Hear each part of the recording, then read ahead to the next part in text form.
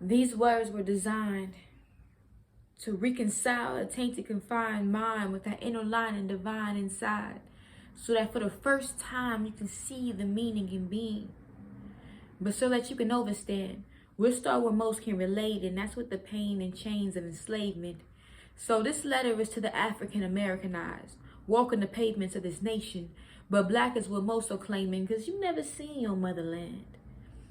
But somewhere over 400 years ago, when slavery began, there was a child somewhere hiding in a shrub, her feet gripping twigs as her eyes wandered across foreign faces with a long metal with a hole where fire spit, and she watched as her father fought until that loud fire lit and his chest was hitting red splash, giving his lips their last kiss, and her mother's head whipped.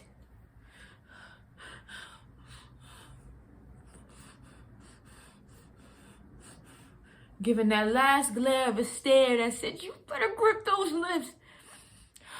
You better not move, girl."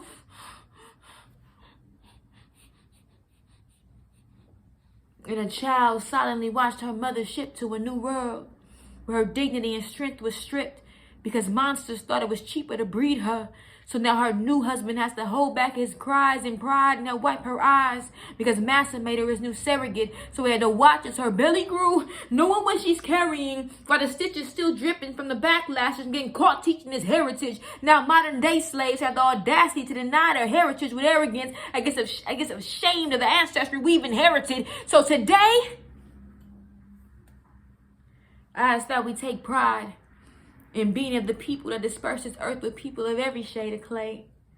I'm talking about being of the people who gave this world their knowledge of philosophy, astronomy, astrology, spirituality, music, mathematics, and more galore. I'm talking about being of the land that molds gold, diamonds, the rarest of crystal healing stones, indestructible metals, and the rarest and exotic of petals, the oil they still drain to this day to our coils that reach to the sky and suck in the sun's minerals. And I mean that literal, as they coil in the fetus, even down to feed our fetus and ignite the light that breathes more life in us. But there is a barrier between the black man, woman, and the African born of the motherland. Because you see, the black people of this nation went through a mental training for enslavement, and the African born of the motherland went through a mental training to stay away from them. They were told that we are lazy. They have forgotten their stolen child or mother that took the backlashes for them to come here and chase their passions. We are lazy? No. We are the people throwing scraps and rations, and somehow our soul knew how to whip it into something that made the world move. We're lazy? No. We are the people with enough smarts to fool massa into thinking that drum sound was just us liking the party harder, but sometimes that was cold sending messages farther. We're lazy? No. We are the people that make that drum pound and hitting the ground and spinning around trying to get a laugh out of little Sarah. Nah, it was capoeira. We was practicing kicks and flips that'll lift Sarah off the ground. We're lazy? No. We are the people that in our worst of times, we dug into what we knew to be divine, and with a creative mind, we gave the world the rhythms and blues and disco and rock and hip hop. We're lazy? No. We are the people that went through a time where a black man couldn't look a white woman in the eyes without getting found choked by a rope. And did that scare us? No. We stood in the hundreds and thousands staring in eyes for the rights to vote. We marched with Martin through stabs and beatings and our human rights being treated like beliefs of treason. We're lazy? No. Because then we bridged gaps through religions when we flexed with X. Then they had one of our own blow out his chest. And then the Black Panthers had to rise and protect and serve in a time that seemed like a purge and fight those sworn in, because they were the ones sliding the swords in. And they created organizations that helped the communities move more fruitfully. But then even their organization was infiltrated, except for LA. See, LA took them back to the end of the training day, because in the ending, everybody said, forget it and lift it till they empty it. We're lazy? No.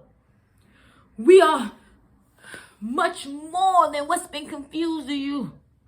Black people, we got to stop moving like we're starving and move more like Marcus Garvey. See, he paved the way. And his schools are still some of the best you can find in LA. Sticking to that red, black, and green color meaning. See, he said, and I quote, red is for the blood men must shed for their redemption and liberty. Black is for the noble and distinguished race in which we belong. Green is for the luxurious vegetation of the motherland. You see, black people, you are much more than what's been confused of you. And you guys fought so hard to demand where you stand.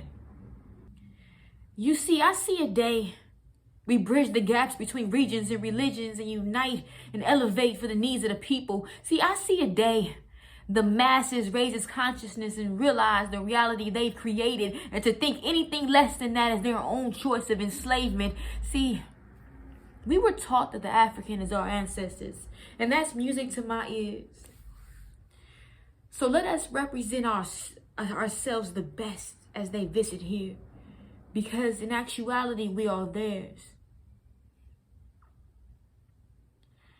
So, African Americanized, walking the pavements of this nation, understand that you are wonderful, mystical, beautiful, divine people. Know that and evolve. And until then, I still love you all. Ashe.